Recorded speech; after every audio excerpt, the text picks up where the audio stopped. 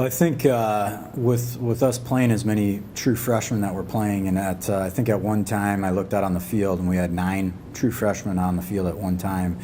I think we've got to get to the point where they know their jobs, they give great effort, which they've done a phenomenal job with that. And then allow them not to get frustrated. I mean, they're gonna get beat up a little bit. They're not 23-year-old men like they're going against at some times, and so as long as they know that and they know that that everything that's happening to them right now, as the things they're seeing and everything is really as much as we're trying to be successful now, it's also speeding up their process to be successful when they're upperclassmen. And is it kind of a prime example saying, like, guys, this is where we need to get to compete with the best in this league, just the way things have been going early in the year? Yeah, I think, you look at our game against Duluth, and that's as good of a football team as I've seen in a long time. I think that was a good early benchmark to see how far we still need to go to get to that point. And there's a team with a ton of upperclassmen, and we were a team with a ton of underclassmen. So that gap needs to get bridged, and that's only going to happen in time. We played Northern State. I think talent-wise we were closer. That gap was much closer, but again, Coach Doster's been there for 8 years, and those guys have been through his system from freshmen all the way up to being seniors. So they've got a little bit more experience under their belt to be able to really lean on for any adversity that might happen.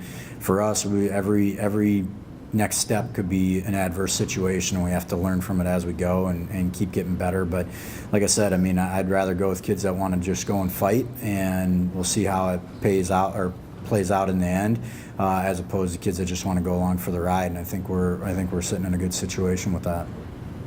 There's going to be people that are watching this league saying that Miles State UMary is a winnable game for you guys. What would be the keys for having that happen?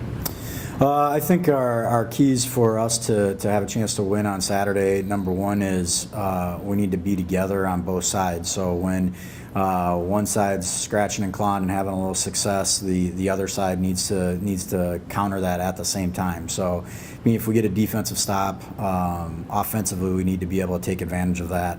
And when our offense is getting on a roll and starting to find a little momentum, then defensively we need to get some stops. And unfortunately right now we haven't just pieced that together where we're playing with those two pieces becoming one.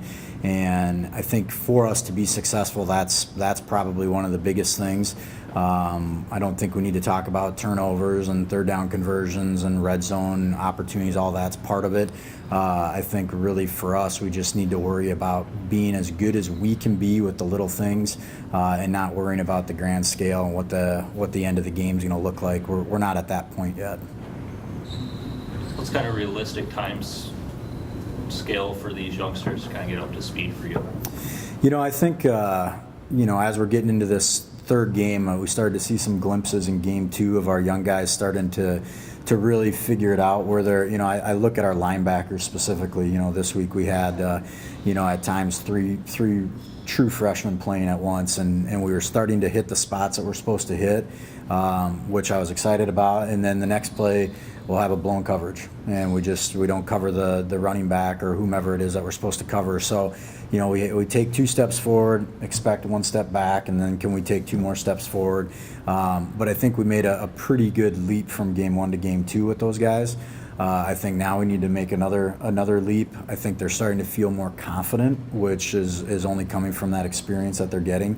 But I'd like to say game 3, we're going to start to hopefully see them start to blossom a little bit more, and being able to not think as much as just react and play fast. Do you think the offense or the defense is shining more above the other one so far?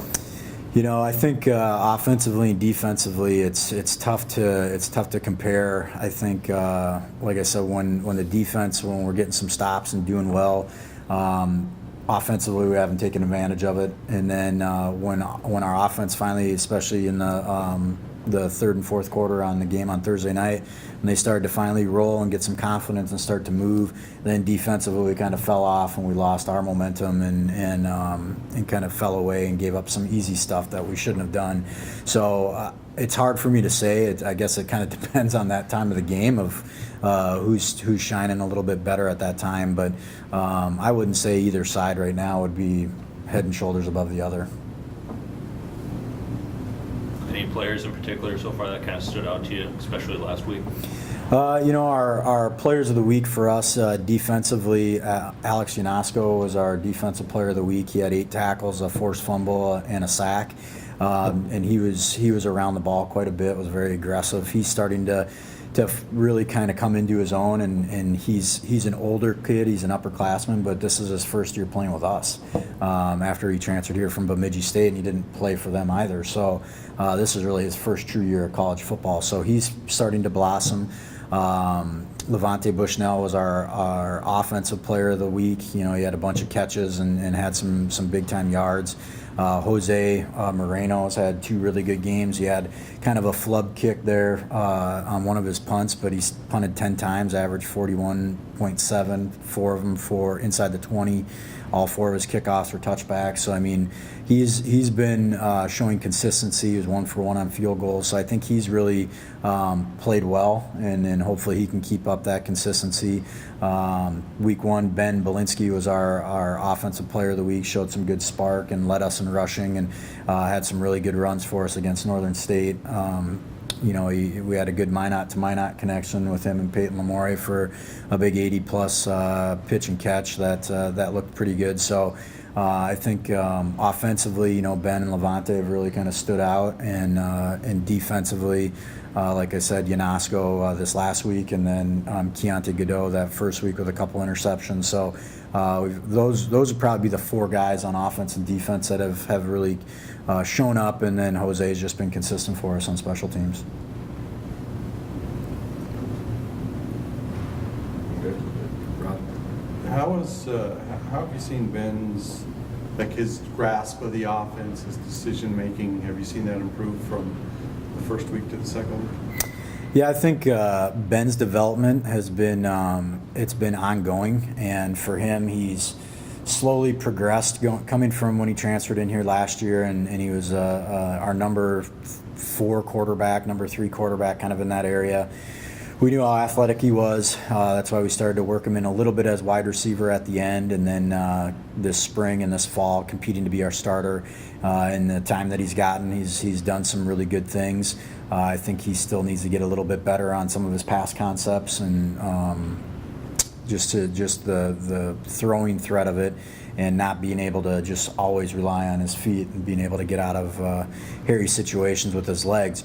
But that being said, a lot of what he does and keeps us going are because of his decision making, and when he needs to get going with the ball, and what he can create down the field. I mean, a couple of his 3rd down conversions were broken plays. There was nowhere to go, and somehow he got out of it and was able to get to the sidelines and pick up a first down. So I think he's feeling more comfortable back there, and like I say, he's still just a sophomore, so he's still got his potential is still untapped, but he's definitely been fun to watch when he's been in there. Ben played the majority of the second half this last week. Has he moved up in that kind of starter role?